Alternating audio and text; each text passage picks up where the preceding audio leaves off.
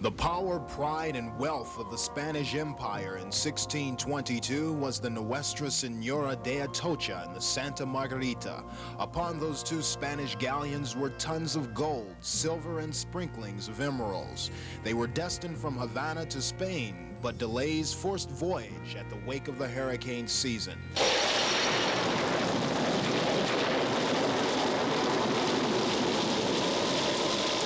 The almost invincible warships were tossed and battered against the treacherous sea winds like toys, and finally sunk one of the richest treasures from the Old World.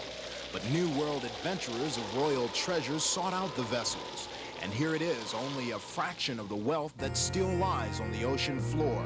And as I speak, more treasures are being plucked from the graves of the Spanish vessels. More than $40 million encompasses this exhibit, and the response from the public from Queens, New York, to the Florida Keys and to Baltimore, Maryland's Custom House at the Inner Harbor, thousands have been awed and struck with gold fever at first sight of the riches. We've had even Ted Kennedy, we've had princes from small countries in Europe, millionaires from Texas hearing about the exhibit and flying in their Learjet to see the exhibit and returning home to Texas. And most of the people who go through the exhibit usually are very thrilled and will return with friends and relatives. Gold bullion, Spanish doubloons, and silver ingot weighed in the hundreds of tons and worth millions of dollars would be the envy of any treasure hunter. However, there is another priceless gift, and that is to the archaeologists. Like this mariner's astrolabe, over 350 years old, markings are well preserved on the navigating instrument, and surprisingly, it works. Other artifacts like personal belongings of passengers aboard ships, eating utensils, diaries, and this, a portion of the hull of the Santa Margarita, a find that is one of the first of its kind.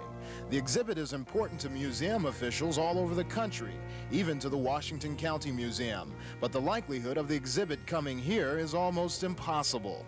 One of the problems certainly would be the cost, which I think in terms of our budget for exhibitions and programming would be a bit exorbitant. If you'll notice, there are armed guards on hand, a lot of very sophisticated security equipment, plus the logistics of moving a show such as this installation. And it does come with its own two curators as well, so it would be a rather expensive show for the museum to undertake, I'm sure. The battle continues, the legal battle between the state of Florida versus Treasure Solvers Incorporated. How that will turn out, no one knows as of yet, but many Americans will get the chance to look at the treasure of the Golden Galleons. I'm Greg McCampbell, News 25 Alive in Baltimore.